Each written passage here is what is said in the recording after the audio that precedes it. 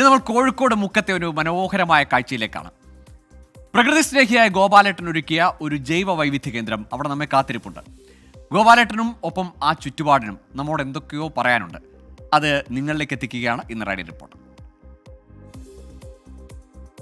മുക്കം മണാശ്ശേരിയിലേക്കാണ് നമ്മുടെ ഇന്നത്തെ യാത്ര. അവിടെ നമ്മെ കാത്ത് ഏറെ പ്രത്യേകതകളുള്ള ഒരു വീടുണ്ട്. വീടിനോട് ചേർന്ന് ഒരു കാടുണ്ട്. അപ്പോൾ നമുക്ക് അങ്ങോട്ട് പോയാലോ?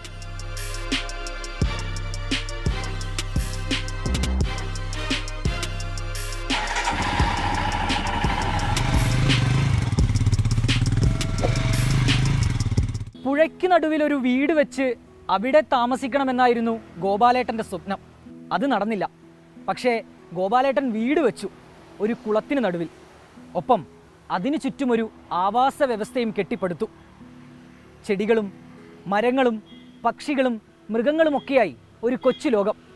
അതാണ് എനിക്ക് പുറകിൽ കാണുന്നത്. നമുക്ക് ആ കാഴ്ചയൊന്ന് കണ്ടുവരാം.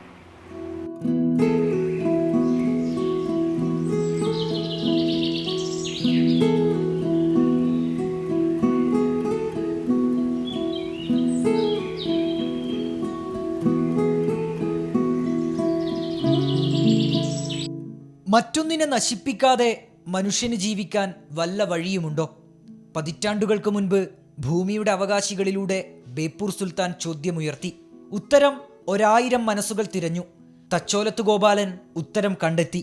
മനുഷ്യന് സുഖമായി ജീവിക്കാം, ഭൂമിയിലെ സകല ചരാചരങ്ങളെയും ചേർത്ത് നിർത്തി തന്നെ.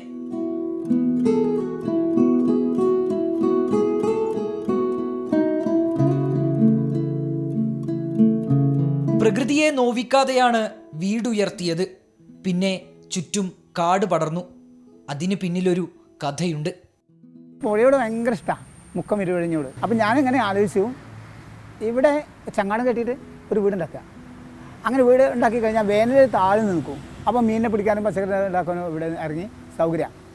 മഴക്കാലം വരുന്ന സമയത്ത് വെള്ളം ചങ്ങാടം പൊങ്ങും, അപ്പം വീടും പൊങ്ങും. ഈ ഒരു സ്വപ്നം അത് മനസ്സിൽ അങ്ങനെ ചെയ്യണം തോന്നി. അതിനിടയ്ക്കിടയ്ക്ക് ഞാൻ സ്വപ്നം കാണും. ഞാൻ ഈ അച്ഛനോട് പറഞ്ഞു, എനിക്കൊരു വീടുണ്ടാക്കണം, കുറച്ച് സ്ഥലം വേണമെന്ന് പറഞ്ഞു. അങ്ങനെ ഇവിടെ ഒരു 10 സെൻറ്റ് അച്ഛൻ എനിക്ക് തന്നു. ഞാൻ ചോദിച്ചു കേട്ടോ, ഇവിടെ വേണമെന്നാണ് ഞാൻ പറഞ്ഞത്. അപ്പോൾ ഇത് വയലാണ്, ഇവിടെ നിലമൊക്കെ ഉണ്ടാക്കും. അപ്പോൾ ഞാനിങ്ങനെ ആലോചിച്ചു, ഇത് ഇവിടെ നമ്മൾ മണ്ണിട്ട് കഴിഞ്ഞാൽ ആ സ്ഥലം നമ്മൾ പിന്നെ കാണില്ല. അത് മാത്രമല്ല, മണ്ണിടുന്ന തെറ്റാണ് വയലിൽ. അപ്പോൾ എന്താ ചെയ്യുക, നമ്മൊരു കുളം ഉണ്ടാക്കാം. അങ്ങനെ ഒരു ചെറിയ കുളം ഉണ്ടാക്കി. ഈ കുളത്തിൽ വെള്ളം എടുത്തിട്ട് നമുക്ക് പച്ചക്കറിക്കൊക്കെ നനയ്ക്കാനും എല്ലാത്തിനും. ആ കൂട്ടത്തിൽ മത്സ്യങ്ങൾ വളർത്താം. ഈ ആമ്പലിപ്പഴുണ്ട്, ആമ്പൽ വളർത്താം, താമര വളർത്താം, ഈ ആമ, ഞണ്ട്, എല്ലാത്തിനും സുഖമായി ഇവിടെ ജീവിക്കാൻ. നീർക്കോലിക്കും ചേരക്കും എല്ലാത്തിനും. അങ്ങനെയാണ് ഞാൻ കുളം ഉണ്ടാക്കുന്നത്. ആ കുളം ഉണ്ടാക്കുന്ന സമയത്ത് വീടിൻ്റെ ഹൈറ്റ് ഞാൻ കണക്കാക്കിയത്. അക്കാലത്ത് വെള്ളം ഇടയ്ക്ക് പൊങ്ങും, ഇപ്പോഴും ഉണ്ട്. ഇടയ്ക്ക് ചില വല്ലാതെ വെള്ളം വരുമ്പോൾ താഴെ പുഴ ഉണ്ട്. ചെനൂർ ഭാഗത്ത് ആ ഇരുവഴിഞ്ഞ് പുഴ കവിഞ്ഞ് കഴിഞ്ഞാൽ വെള്ളം ഇവിടെ എത്തും. അപ്പോൾ അതിന് ഒരു ലെവലുണ്ട്. ആ ലെവലിനേക്കാളും 2 അടി ഉയർത്തിയാണ് വീടുണ്ടാക്കിയത്. ഔഷധ സസ്യങ്ങളുടെ കലവറയാണിവിടം. വിരുന്നെത്തുന്നത് വിവിധതരം പക്ഷി മൃഗാദികൾ.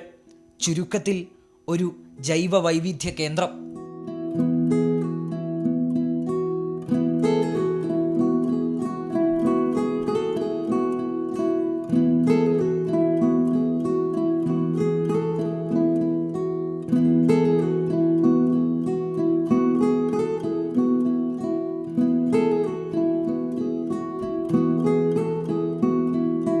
കൊട്ടപ്പഴം, അതുപോലെ തന്നെ പാണൽപ്പഴം, തുടങ്ങിയുള്ള കുറേ സംഗതികളുണ്ടായിരുന്നു. അതൊക്കെ ഇപ്പോൾ കാണാൻ തന്നെയല്ല പല സ്ഥലത്തും. അത് ഇവിടെയൊക്കെ കൊട്ടപ്പഴമൊക്കെ ഞാൻ വന്നതിന് ശേഷം ഇവിടെ കുഴിച്ചിട്ടിട്ടുണ്ട്. പിന്നെ അതുപോലെ പാണൽ ഇവിടെ ഉണ്ട്. അതൊന്നും പോകാതെ കാത്തു സൂക്ഷിക്കുക എന്നതാണ് നമ്മളെ മനസ്സ് എപ്പോഴും പറഞ്ഞുകൊണ്ടിരിക്കുന്നത്. ഒരു ബയോഡൈവേഴ്സിറ്റി, ജൈവ വൈവിധ്യ സംരക്ഷണം ഉറപ്പ് വരുത്തുക, അതും കൂടി ഉദ്ദേശിച്ചുകൊണ്ടാണ് എൻ്റെ ജീവിതം. അതിനുവേണ്ടി പരമാവധി പ്രവർത്തിക്കുന്നുണ്ട്. പ്രകൃതി നൽകിയ ശീതീകരണ സംവിധാനവുമുണ്ട് ഇവിടെ.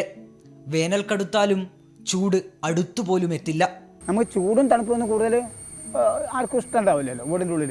അപ്പോൾ ഞാൻ ഹോളോ ബ്രൂസ് ഉപയോഗിച്ചു. 6 ദ്വാരങ്ങളുള്ള മൺകട്ടകൾ, ചൂടുകട്ടകളാണ്. ഇതാവുമ്പോൾ പുറമേയുള്ള തണുപ്പായാലും ചൂടായാലും ശരി, അതിനെ റെസിസ്റ്റ് ചെയ്യാനുള്ള പവർ ഈ കട്ടയ്ക്കുമുണ്ട്, അതോടൊപ്പം അതിനുള്ള വായുവിനുമുണ്ട്, എയറിന്. അപ്പോൾ അങ്ങനെ വരുമ്പോൾ നമുക്ക് എപ്പോഴും തന്നെ പ്രകൃതിദത്ത ഒരു AC അല്ലെങ്കിൽ കുളിർമ നമ്മൾ വീട്ടിൽ എപ്പോഴും വേനലിലും മഴയത്തൊക്കെ കിട്ടും. ആശങ്കയുണ്ട് ഗോപാലേട്ടന് നാളെയെപ്പറ്റി. ഈ കാടും മേടും പൂക്കളും പുഴുക്കളും എത്ര നാൾ ഇങ്ങനെ ഉണ്ടാകുമെന്നതിനെപ്പറ്റി.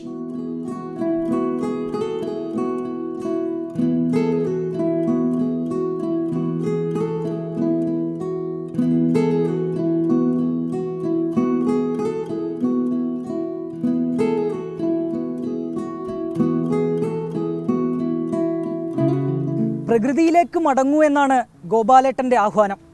അത് വെറുതെ വാക്കിലൂടെയല്ല, തൻ്റെ പ്രവൃത്തിയിലൂടെ അദ്ദേഹം കാണിച്ചു തരുന്നുമുണ്ട്. കോഴിക്കോട് നിന്ന് രാജേഷ് വെള്ളരിക്കുണ്ടിനും ഹരികൃഷ്ണനുമൊപ്പം അഭിജിത്ത് മുഴക്കുന്ന് 24. അങ്ങനെ പ്രകൃതിയെ ഒട്ടും നോവിക്കാതെ എല്ലാ ജീവജാലങ്ങളോടും ഇണങ്ങിച്ചേർന്നൊരു ജീവിതം.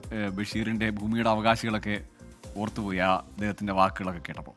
ഏതായാലും ആ വീടും ആ പരിസരമൊക്കെ ചെന്ന് കാണാനും അനുഭവിക്കാനും അവിടുത്തെ ഒരു തണുപ്പും കുളിർമയും പച്ചപ്പും ഒക്കെ അറിയാനും ഒക്കെ സാധിക്കട്ടെ. എല്ലാവരും അങ്ങോട്ടേക്കൊക്കെ യാത്ര ചെയ്യുക.